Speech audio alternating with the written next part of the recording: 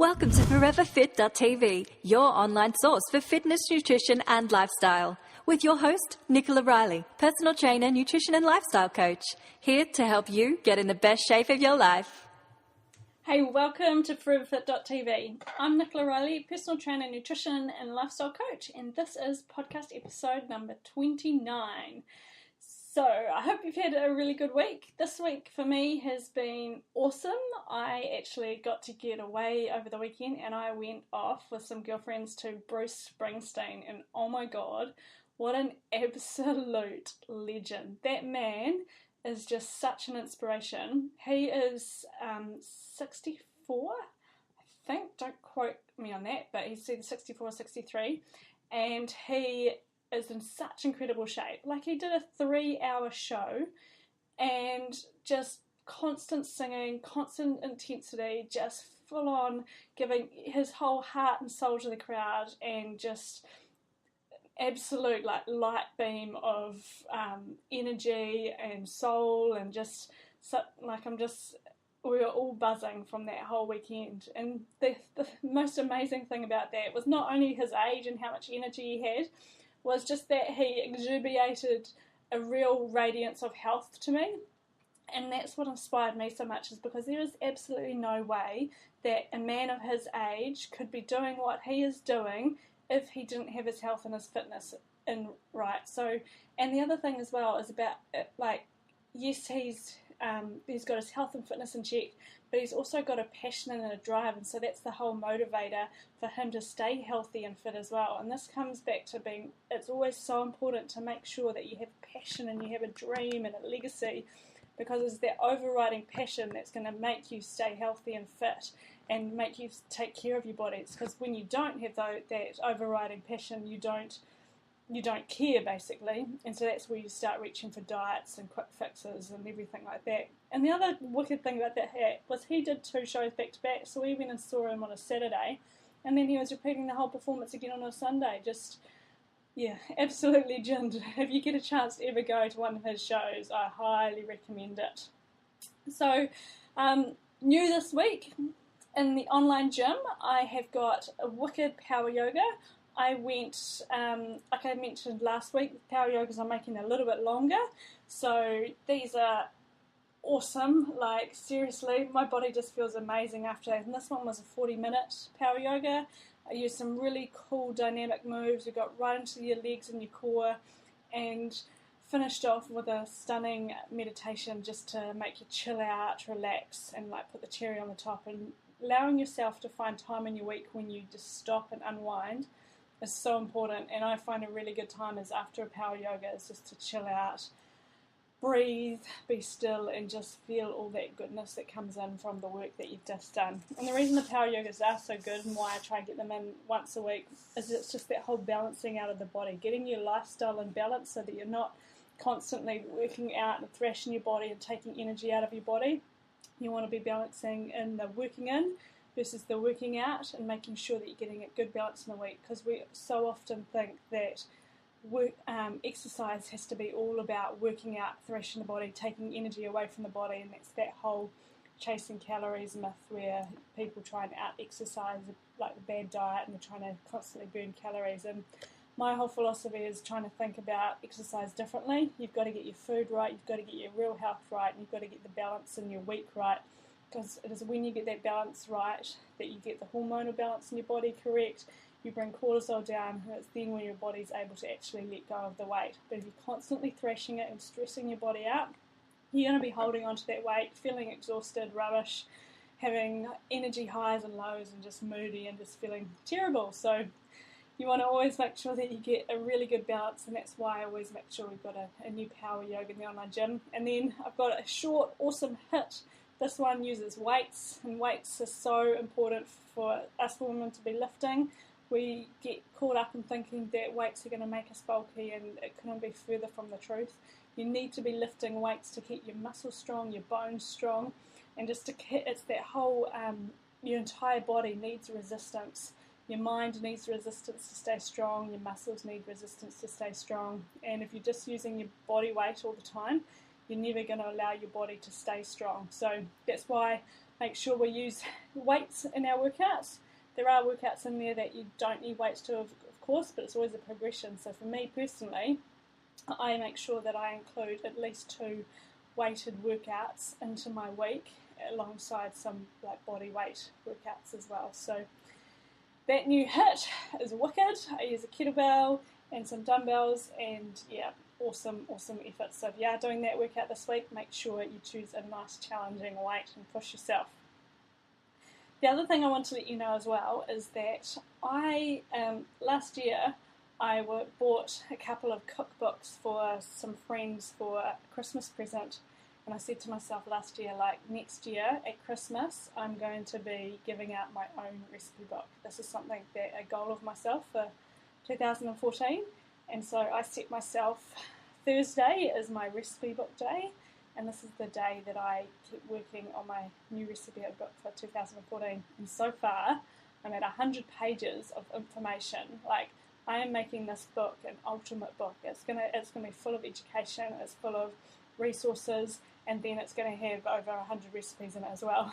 And the funny thing is though, originally I started out just wanting it to be a recipe book, but I haven't even started on the recipes, and there's already 100 pages of just information that I want you to know to help you get healthy. So I'm really excited in the direction that this book is heading, and yeah, like I said, I set myself my Thursday is my recipe book day, and so each Thursday I get quite excited about the content that I'm creating and getting that.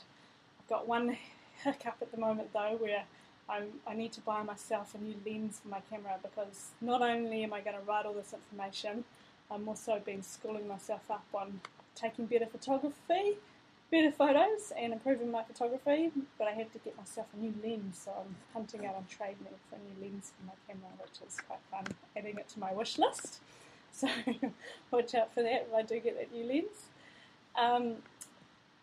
So things that I want to share with you this week is I've been learning a lot recently all about parasites and fungal infections, and research has proven that there's 80% of us have some sort of fungal infection, and that can come through, you may have had it a really long time, it may have come through the environment you're in, it could come through the food you're eating, and the thing with that is that the majority of people also eat a diet that is feeding the fungus and parasites, which is sugar and processed foods. That's exactly what they love.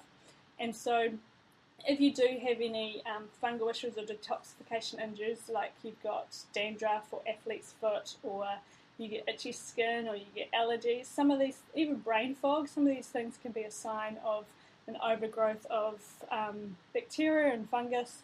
And so it's always about making sure that you're creating a really optimal environment for your body to be healthy. And so if you're feeding your body full of sugar and processed foods and junk food, you're basically creating a really fantastic environment for fungus and parasites and bacteria to thrive on.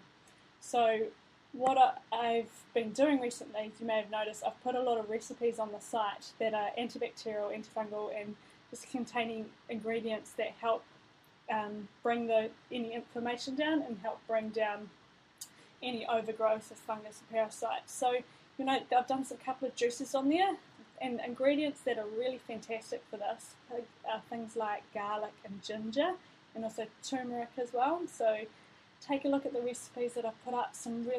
These are some quite potent little juices, and they are fantastic. You can just feel like you're cleansing your body out and making sure that everything stays nice and clean on the inside.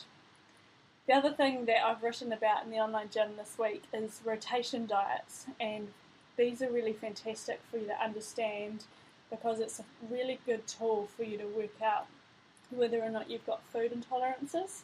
The average person eats only 10 types of food per day. That's just crazy. When you think of how much food there is available to us, the average person just eats the same food every single day, day in and day out. I want to set you a goal and see if you can get 25 different food sources into your day. The cool thing about a rotation diet, and I go into this in the online gym, is that there are different foods that belong to a similar family, and so if you're constantly eating foods that are always from the same family, you're always exposing yourself to the same minerals, vitamins, and toxins, and anything that your body might be intolerant to. So if you're eating the same food day in and day out, you're never going to get that feeling of wellness, and you're never going to be able to work out whether or not a food is doing good things for you, because you're always going to have a constant level of inflammation if you're intolerant to that food. So by using a rotation diet or rotation plans, you get to work out what foods really work for you, and you also avoid that overexposure. So what it means, if you eat something, say on a Monday, you basically don't touch that food source again for another 4 days. So if there was any inflammation from it, your body's got a chance to let that inflammation come down, for a chance to toxify, to get rid of it. And then if you do reintroduce it, you might notice some changes, or you can continue to eat that food every 4 days and it's fine. So I'd go into this in terms of a really big detailed list of what foods belong to what families, and how you combine your foods with your proteins, your fats, your carbs on certain days, so you can get a really good mixture of your foods, and so that you aren't overdosing your body with certain foods that are from the same family. So get into there and have a wee look at that. And I also have got a new post all about foam rolling. This is something that I absolutely love, because it's a natural, simple way for you to help with your posture, help prevent injuries, help with detoxification, lymphatic drainage, just making your body feel really good, and also improving, any imbalances that you may have in your body. So there's certain kind of routines that you can go through. So say you spend a lot of time sitting at a desk. I've got in the online gym a really good routine that helps mobilize and fix any postural imbalances that are happening from you sitting at a desk, because when we do spend too much time sitting, our hip flexors get really tight and we can get weak glutes. So I've given you a whole lot of stretches to help counteract that, and a whole lot of foam rolling and stretches to help, and exercises to help strengthen, and stretches to help lengthen the muscles that might be imbalanced. So make sure you have a wee look at that, and just see if there's anything in there that that is going to help you with anything. So I've got a couple of different routines in there that help with different scenarios. So say you might have that kind of nagging pain through your upper back when you feel like all you need is a massage right now. So I've got some stretches and exercises to help you bring back any imbalances that might be happening to your upper body as well, and then a whole lot of different foam rolling exercises. So lots of new content. I've also got a new video too that I've recorded. You know what I mean, don't you? And this is the difference between being hungry and hangry. You know that feeling where you just got to eat, and all your moods change, everything, and you're just going to snap if you don't eat.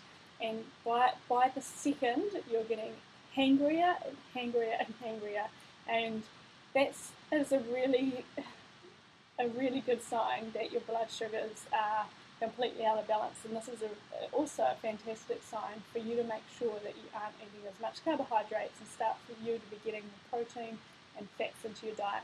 Because when you are hungry, whether you can be hungry for quite a few hours and nothing really changes. You're aware that you're hungry, but you don't get angry.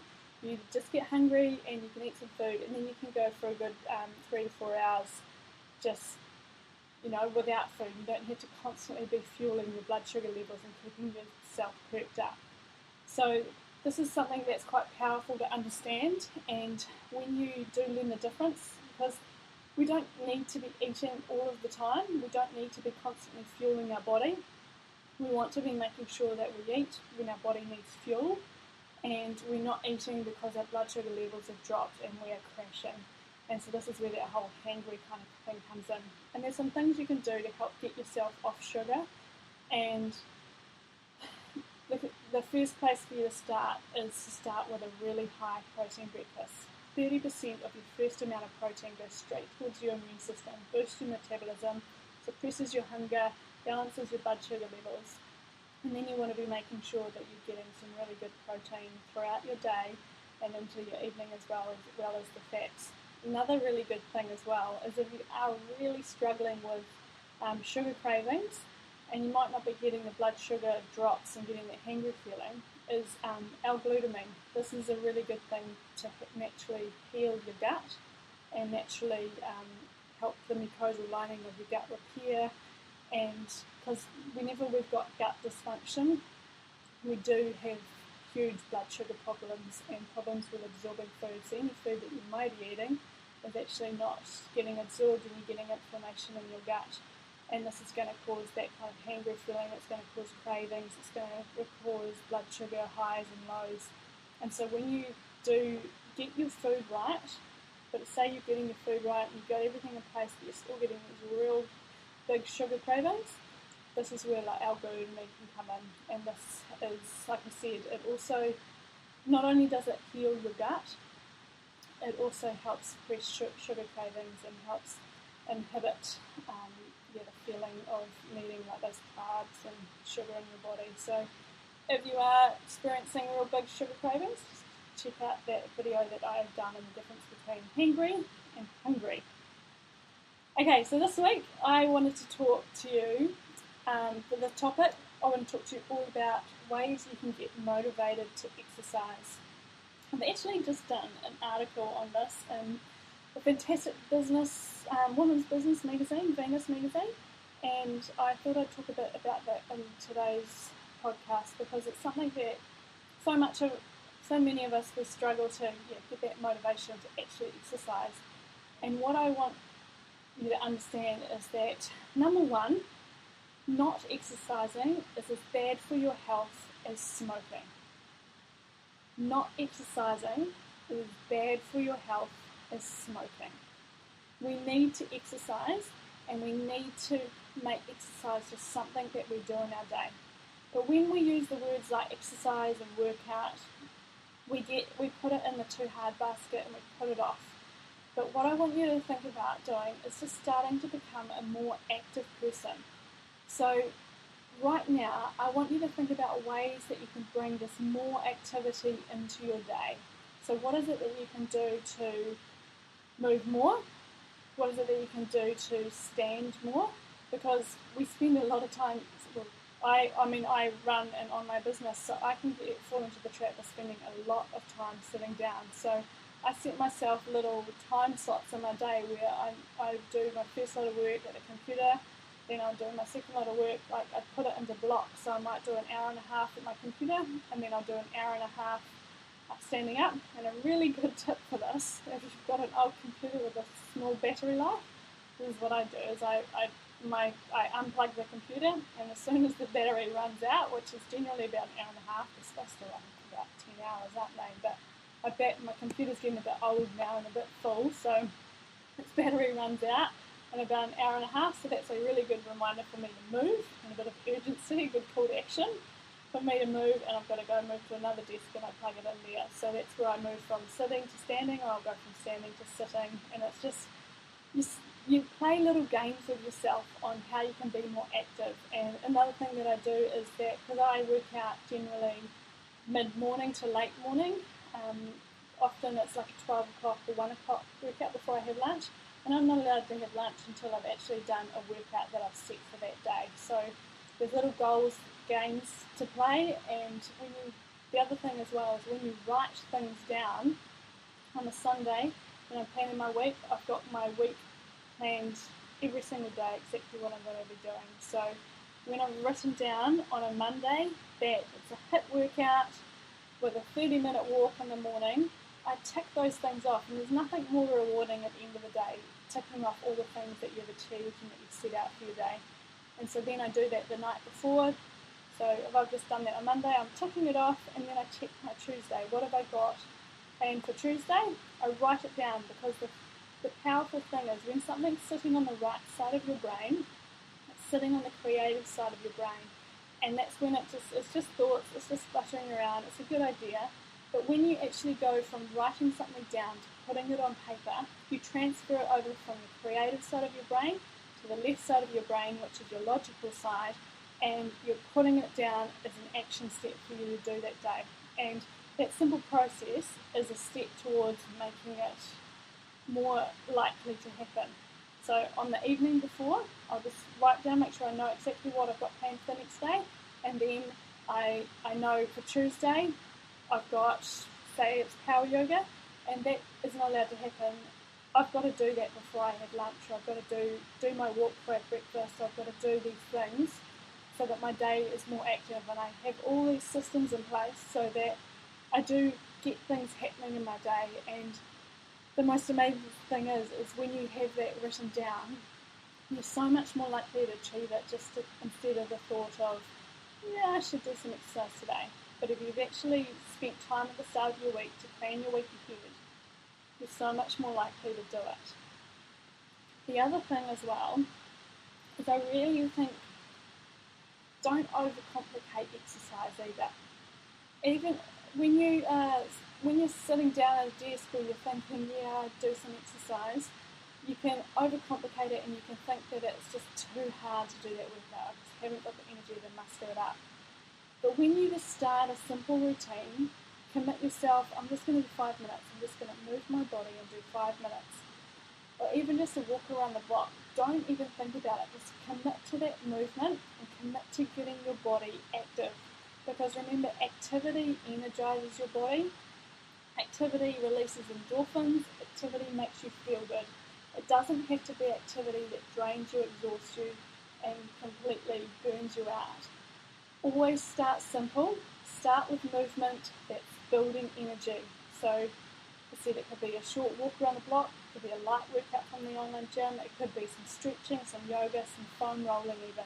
Just start with some movement to build energy in your body, and then over time that movement is going to generate energy, and then you'll find that you want to do more on that one day, or that simple start there might have been just enough for you to do to feel good, and that might be all that you do that day. But the thing is to make sure that you move your body. Don't just put it off because it's too hard. Start simple, get your body active. The next thing to do is get some really good, comfortable workout gear. Again, this doesn't have to be expensive. You can get some really good quality, cheap clothes around. And if you're working out at home in the online gym, you don't even need to be wearing, decent clothes. I know some online gym members that work out in their pajamas and in their underwear. So that is the beauty of it. You can work out in whatever you want, but I want you to be comfortable. And you want to make sure that you put whatever workout gear you're working in. A really simple thing for you to do is the night before you go to bed, put that workout gear out and make it super simple for you to put on first thing in the morning. Because often, if you don't prepare the clothes, you might be stumbling around in the dark trying to find that gear, or you might just think, oh, it's in the wash, or it's just not going to happen. So the night before, make that a little routine, set it out, put it right beside the bed, and so that first thing, without even thinking, you get up, you go to the toilet, you put your workout gear, and you move out of the bedroom, and then you do what you're going to be doing that first thing. So don't allow yourself to put it off. Just get that gear on, make sure it's comfortable, and then you get some really great music. Music is so incredibly powerful. Like, how many times have you listened to a song and it almost brings you to tears? How many times have you just listened to a song and it's brought back memories of your childhood, or it's brought back a friendship from high school, or just moved you or made you smile? Like, music is so incredibly powerful. You can just sit there and it can get right to your bones, to your heart, and it can just make your heart sing. And if you're not turning on music, or you're not putting on a podcast that's getting you in the right mindset, you can get trapped into just the thoughts that are going on, and thoughts of, I don't know exercise, I can't do it, my body's tired, and you sort of just you can talk yourself out of it. But if you go through the steps, start simple, get some good comfortable workout gear, get on some really good music, and just get that body moving, it can trigger the brain into feeling good. Like, you put on some really awesome beaty music, it can just make you feel fantastic. And if you don't have really good beaty music, you can get a hold of it. There's this amazing podcast, it's called Tiesto, and it is this dance club um, in Europe somewhere. Anyway, and they put out a podcast of just pure dance music, and I love cranking this in the garage and just turning it up because it's free beaty music, like, so you don't have to spend a cent, but you get this awesome dance music, and it just makes you feel wicked, and it energises and makes you want to just train really hard. And so get the music that is going to suit the workout that you have planned for that day. If it's a relaxing working in style workout, set yourself up. It might not be music that you want. It might be an inspiring video. It might be something from YouTube. It might be something some just really relaxing music. So have a plan the night before to know what you're going to be doing that matches the type of workout that you have planned, because, like I said, music and visual stimuluses are really incredibly powerful in transforming the way you feel about at that point. So getting in control and knowing like you have the power to change your moods and change your thoughts is really powerful. So I mentioned before as well about planning your ideal week.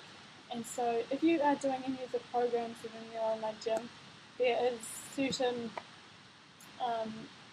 you know what you should be doing on a certain day. If you aren't, and if you've got another plan that you're doing, or maybe I've written your personal plan you're doing, make sure that at the start of your week, if you've got a diary, you write down exactly what you're going to do on each day, because you might be changing the weeks around a little bit according to something that you might have on. So if you can, set out your ideal week on a Sunday, write everything down into your diary. So write down exactly what you can do on what day and at what time, and then when it comes to those days, you know what's required of you, and you're going to get it done, because you are somebody who brings things to action. Don't just think about things. So when you've written it down, bring it to action and just make it happen. Don't overthink it. Just know that this is what you are required to do to be fit, healthy, strong, and well. So, like I said, don't overcomplicate it. We move because we want to be healthy, we want to be strong, we want to be active, and we're about achieving that real health. And if you don't move, quite simply, you are decreasing your lifespan, you're making your body unhealthy. So that is not you anymore. You just move because that is what you need to do to be healthy. The other thing to think about is training outside as well. It's so important for you to get sunlight on your body and for you to get sun on your skin and that stimulus of the light from outside. Just as much as we need a dark room to sleep in, we need the contrast of the light and the dark, because not only is vitamin D stimulated from sunlight, it's also stimulated from the contrast between the light outside and the dark of your bedroom. So if you aren't getting a really dark bedroom and you aren't getting sunlight on your body, you're not going to be balancing out the rhythm of your body. You're not going to be helping your body get the vitamin D that it needs and help balance out your cortisol levels. So just as much as you need 8 hours of good quality sleep in a really dark room, you need to make sure that each day you're getting exposure to good light outside, getting the light in your eyes, because often we spend a lot of time with internal lights and we spend time not exposing our body to really good quality light. So get outside once a day and make sure that you expose your body to light. Best time to do this is first thing in the morning, because naturally when you wake in the morning you get a stimulus from the light in your body, which allows your body to naturally increase cortisol levels, and then throughout your day your cortisol levels actually drop down, and they gradually keep dropping down until you hit the evening. So if you've got any sort of problems like adrenal problems or cortisol dysregulation, you want to be making sure that you are trying to bring that natural cortisol rhythm back. And the best way to do this is to get outside early in the day to get that high in the morning that naturally is supposed to happen in your body, and then naturally let it bring down, and avoid things like coffee and caffeine and really high stimulating things in the evening, which is going to throw that rhythm out of whack. So get outside and try and do that earlier in the day if you can, just to help bring that natural rhythm into your body if you have got any problems with sleep and things. The other thing to do to help make exercise really easy is train with a friend or meet a friend for a walk once a week, once every 2 weeks, and just make a date of catching up with somebody, because not only is it powerful to get the exercise in your day, just being social is such an important part of being healthy, and it's what humans require, is that just interaction with people, and just that whole, it fills you up. It's that whole thing, you're constantly trying to fill your glass up with energy, because we've always got things that I want you to imagine that like you've got a glass half full, your body's like a battery, and so we're constantly doing things that are taking energy out of that battery or zapping us out. But when you get balance in your life, and you get a balance with your fitness, nutrition, and your lifestyle, and doing things that help fill up that battery, that's when you start to feel that real health and that sense of energy, and that's when you start to get results, because it's a big holistic picture. You can't lose weight if you've got parts of your life that you're unhappy with, because you'll just be using quick crash courses and chasing that quick kind of fix. So we want to find a really good balance in our lifestyle, balance with our fitness, balance with our work, balance with our relationships. You're wanting to get a really good holistic look at your life, and this is why meeting up with a friend once a week is not just great for getting into walking, it's also a really good thing to make your heart sing and just to make you feel really good. So make sure it's a good friend, because that whole thing, you don't want to be going for a walk with somebody who kills your energy. The other thing as well is, another tip you might want to try is standing more. Like I said, somebody who, say they work at a desk, they might, they get up in the morning, they go spend a couple of minutes getting breakfast, they sit down at the table, they then sit down in the car, walk the car, drive the car to work, then they'll park right outside work, then they'll sit at the desk all day at work, then they'll sit at the table for lunch, then they'll sit back at the desk all afternoon, then they'll come home, they might sit at the table if they're lucky, they'll sit on the couch for the evening, and that is a whole lot of sitting that has just happened in your day. So set yourself a goal and stand more.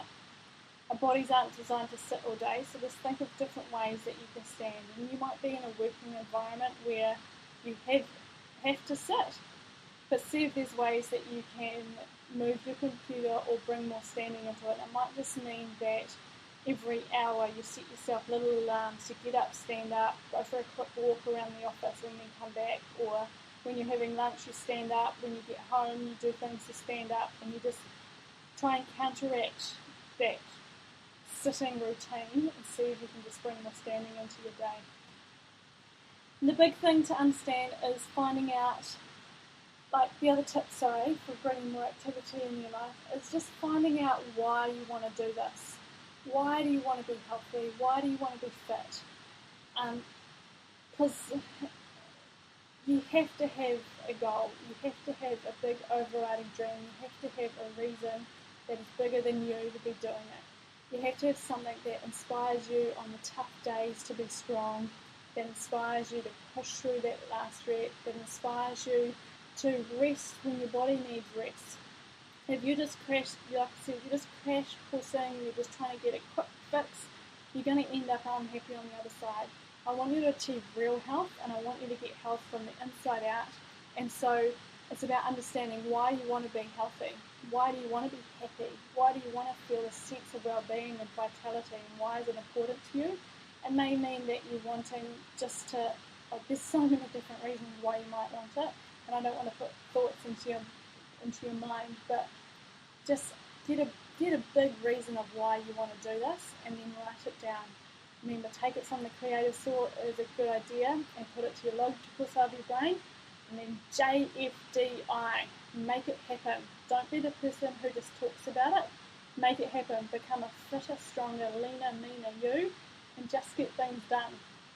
We've got a really funny saying in the house at the moment, and it's called GSD, and it's getting stuff done, and that's, you don't overthink things. I can't remember where I heard it, but there was a guy somebody famous anyway, and the saying is, eat the frogs first in your day. Do the stuff that you dislike the most first, as the first thing you do in your day. Get it done so that you can then cruise through the rest of the day. Don't leave the stuff you don't enjoy to later. So if you don't enjoy exercise, or exercise isn't something that's happening naturally for you, don't put it off. Get it done first thing, move on, and then carry on with your day.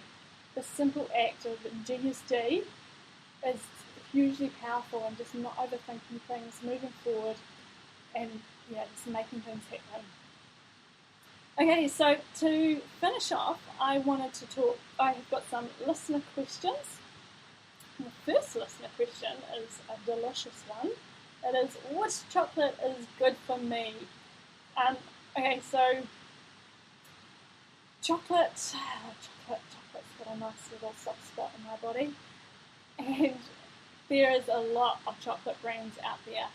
And the thing is, with anything, when you're making a decision to buy something, is what our other ingredients are there inside it. You want to definitely make sure that you are buying good quality dark chocolate, and without any additives, preservatives, and making sure that it is naturally sweetened. So I don't buy chocolate.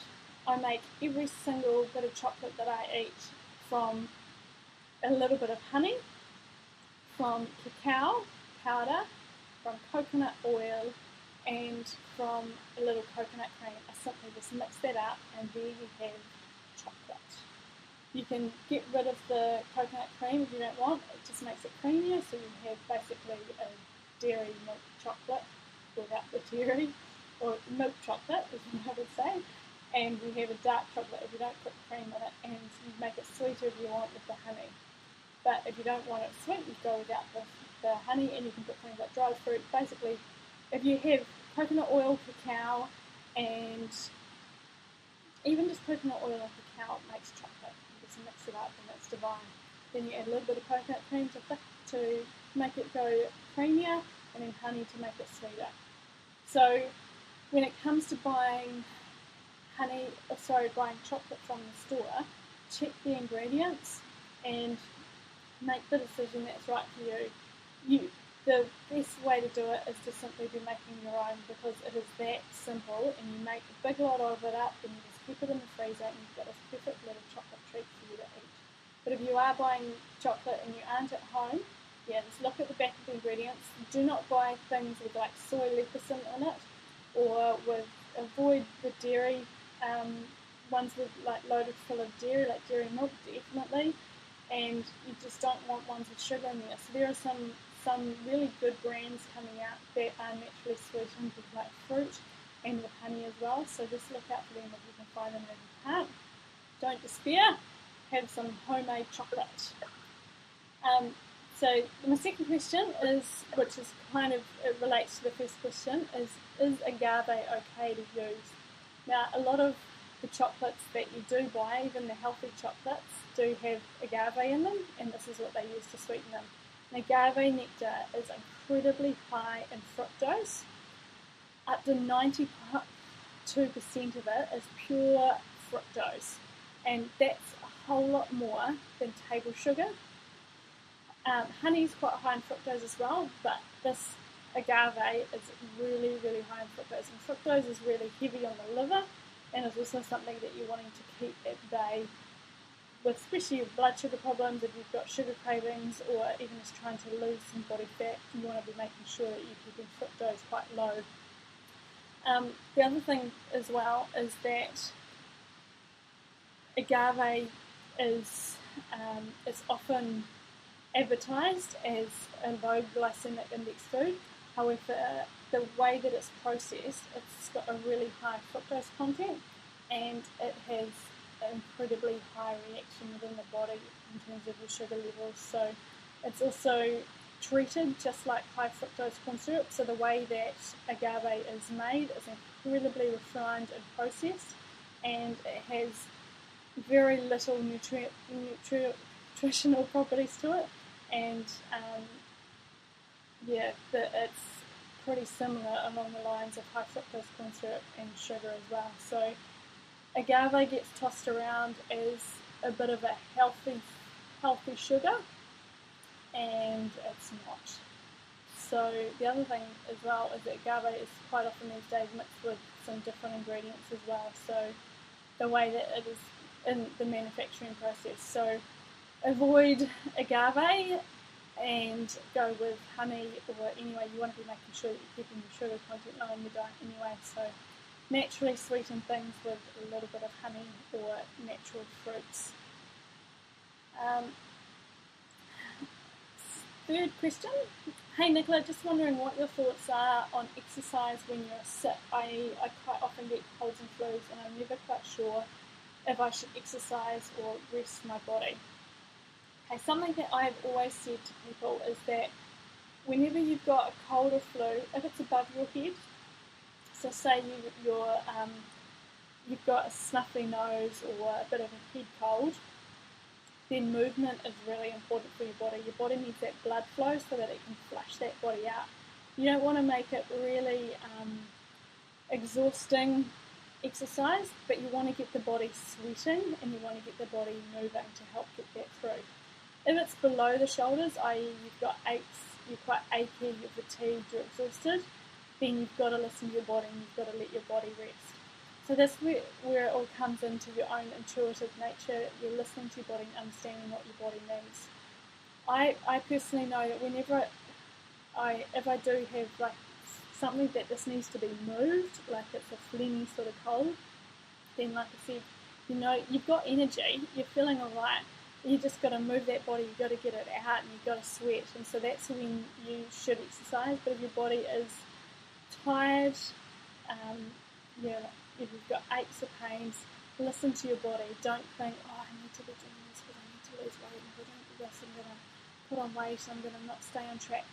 Don't get into those thoughts. Never get stuck into that. I want you to always be coming back to listening to your body, understanding exactly what your body needs at this point.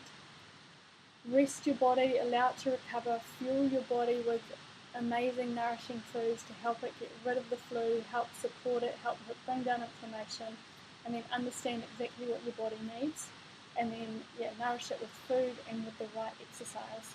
And you will know what your body needs, but it's when you start getting those thoughts in your head of like, oh, I should do this, or maybe I should do this, and you start just getting influenced by other things, come back to like what your internal nature is kind of telling you to do, and you will know just it's telling me to rest or it's telling me to move. So just trust your instinct and do that.